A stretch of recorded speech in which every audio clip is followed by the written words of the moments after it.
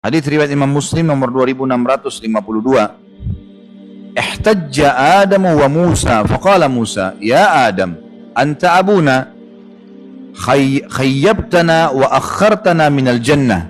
Faqala lahu Adam anta Musa istafaka Allah bikalamihi wa khatta laka biyadihi atalumuni ala amrin qaddarahu Allah alayya qabla an yakhlukani bi 40 sana. Fahajja Adam Musa thalathan.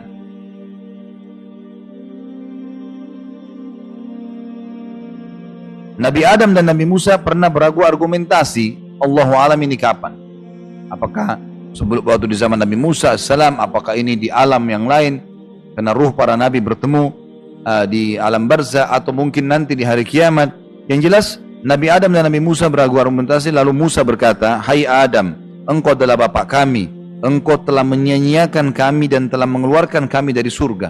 Seakan-akan Nabi Musa mengatakan, hai Adam, kalau kamu dulu tidak memakan buah yang Allah larang, kita tetap di surga nih. Menyalahkan Nabi Adam AS. Maka Adam berkata apa?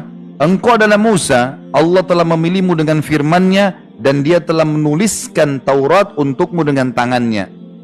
Apakah engkau mencelaku atas suatu perkara yang telah Allah tetapkan atau takdirkan terhadapku 40 tahun sebelum Dia menciptakanku?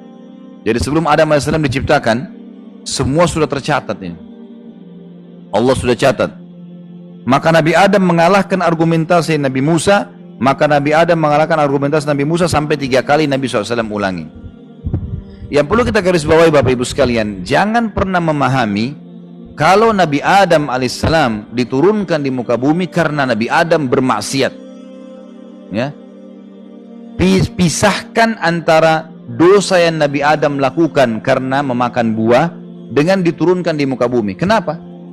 Karena memang Allah sudah takdirkan Nabi Adam turun di bumi, nggak ada hubungannya dengan dosanya. Buktinya waktu Allah pertama ciptakan Adam alaihissalam, apa kata Allah dalam surah Al-Baqarah? A'udzu billahi minasyaitonir rajim. Inni ja'ilun fil ardi khalifah. Saya akan ciptakan sebentar lagi nih makhluk, waktu Nabi Adam baru mau dibuat, gitu kan? Diciptakan, yang akan jadi pemimpin di muka bumi. Berarti Nabi Adam diciptakan untuk apa? Untuk di muka bumi memang.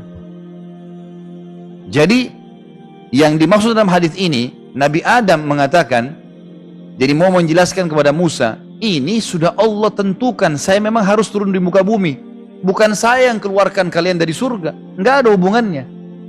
Bisa ditangkap ya? Perlu difahami ini, karena banyak orang faham Nabi Adam karena berbuat dosa Allah hukum turunkan bumi, jadi bumi ini seperti tempat hukuman. Salah. Bukan itu. Bumi Allah ciptakan, dan sebelum manusia sudah ada makhluk-makhluknya. Lalu Allah ciptakan Adam alaihissalam memang untuk diturunkan di bumi. Inni ja'ilun fil ardi khalifah. Saya akan ciptakan buat makhluk yang akan jadi pemimpin di muka bumi, gitu kan? Jadi memang begitu. Tapi sebelum ke bumi, Nabi Adam alaihissalam ditinggalkan di surga dulu, gitu. Masalah kasuistik Adam alaihissalam memakan buah yang dilarang, dan ini bukan buah khuldi. Jangan bilang buah khuldi ya, karena Allah tidak sebutkan buah khuldi. Yang sebut khuldi itu iblis, karena iblis mengatakan dalam Al-Quran ya, hai Adam, mau nggak saya tunjukkan kepadamu syajaratal khuld. Dalam Al-Quran diceritakan. Jadi yang bilang ini pohon khuld. Khuld itu diambil dari kata-kata khalidina fiha, khalid yang berarti kekal, gitu loh kan itu.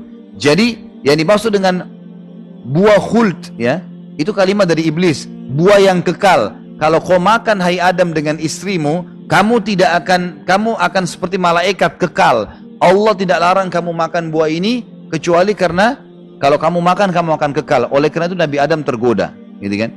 Nabi Adam alaihissalam melakukan, dan Allah menyebutkan fa'asa Adamu rabbah, maka Adam bermaksiat pada Tuhannya, dan itu adalah dosa. Tapi Allah subhanahu wa ta'ala maafkan waktu Nabi Adam meminta maaf, gitu kan? Setelah kejadian itu, memang sudah saatnya ketentuan Allah, Nabi Adam memang mau diturunkan di muka bumi. Jadi tidak ada hubungannya dengan melakukan kesalahan Nabi Adam. Jelas ya? Ini penting sekali untuk difahamin. Karena kalau kita faham yang seperti tadi, lawannya ini, misal, oh karena Adam bermaksiat alaihissalam berarti diturunkan di muka bumi. Jadi bumi seperti ini tempat hukuman. Enggak, salah itu. Bagaimana caranya dianggap hukuman? Enggak. Allah memang ciptakan dari awal untuk itu, gitu kan? Dengan hikmahnya, dengan keadilannya. Dan di sini juga teman-teman tidak perlu bertanya, kenapa Allah? Kenapa Allah? Enggak ada pertanyaan ini, bukan di lautan ini. Hah? Kenapa Allah buat ciptakan manusia? Kenapa Allah buat surga dan neraka? Kenapa Allah buat ini dan buat itu? Maunya Allah, semaunya pencipta. Jangan protes. Gitu. Kita aja tidak bisa mengatur makanan yang masuk di badan kita, yang mana jadi kotoran, yang mana jadi nutrisi kok. Terus mau protes. Gitu. Kita aja nggak pernah bisa buat apa-apa. Kita sangat lemah manusia, gitu kan? Hanya sekedar memilih saja, berbuat, nggak lebih daripada itu. Apa yang manusia bisa lakukan? Ada yang bisa buat di sini satu buah anggur saja. Ada yang bisa di sini? Hah? Satu anggur buat kulitnya, tempel begitu di tangkainya. Anggur asli loh ya. Bukan anggur mainan semua orang bisa buat. Yang asli seperti itu. Seperti Allah buat, rasanya sama, bentuk. Nggak ada, satu buah. Bagaimana kalau disuruh buat anggur semua? Bagaimana kalau disuruh buat semua buah? Bagaimana kalau disuruh buat dirinya sendiri? Nah, manusia cuma bisa buat robot. Robot pun kena menciplak ciptaannya Allah. Itu pun tidak bisa buat apa-apa, tidak bisa seperti manusia. Ya. Manusia bisa sedih, bisa senang, bisa gembira, ya. Bisa tidur, bisa bangun. Robot berdiri terus. Ya. Kaku jalannya, nggak ada. Ciptanya Allah mustahil. Kalau mau dikasih menangis, dibunyi suara, alat. Bukan dia sedih. Kita enggak, dari dalam hati sedih. Susah itu, rumit. Ciptaannya Allah luar biasa, sempurna. Jadi hati-hati. Jangan tanya urusan dengan Allah, kenapa? Enggak ada urusan. Kalau manusia kita tanya, kenapa tadi enggak datang? Mungkin. Kalau Allah terserah, Allah sang pencipta. Dia mau buat apapun, yaf'alu ma yasha'. Allah buat apapun yang dia mau. Tugas kita patuh dan beriman. Akan aman tuh kalau kita ikut patuh dan beriman itu.